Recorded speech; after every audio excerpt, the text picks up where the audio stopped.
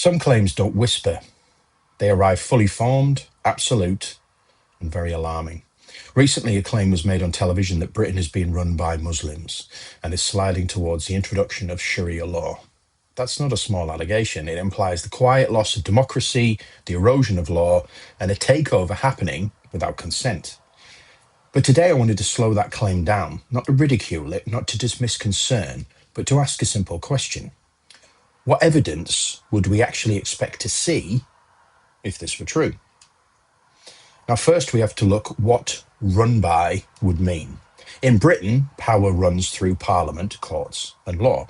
So for a religious group to run the country, we would need legislative change, judicial enforcement, and constitutional overhaul, none of which has happened. Laws are debated publicly, votes are recorded, courts publish judgments. Power leaves its footprints. Now, secondly, we have to consider Sharia law versus Sharia advice.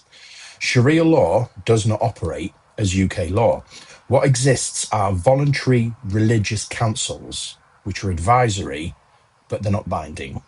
They cannot override civil courts, impose criminal sanctions, or apply to anyone without consent. They exist within a legal framework that explicitly subordinates them to British law. That is not a takeover, that's accommodation, and it's tightly constrained. What about democracy not being destiny? Now, a growing Muslim population does not equal political control. Britain has always changed. Even in my 50 years, I can see all of the technological and societal and economical advances and changes in my lifetime, never mind my parents' lifetime or the generations that are coming subsequently or after us. So Britain has always changed. Every country has always changed, religiously, culturally, demographically.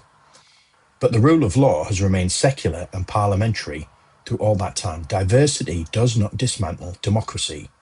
Poor governance does. So then you have to consider why this claim resonates. Well, these narratives gain traction when people feel unheard, uncertain, and disconnected from any decision making. And fear looks for a shape, and sometimes it finds a religion. But fear is not analysis. So the real question is not who is taken over. They are we governing well? Are we integrating fairly? Are we investing in cohesion? Are we telling the truth about complexity? Those are policy questions. They're not conspiratorial ones.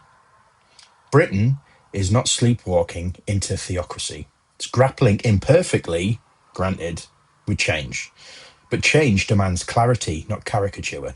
Democracy doesn't vanish overnight, and law does not dissolve quietly. When something sounds frightening, ask yourself, what evidence is there to prove this?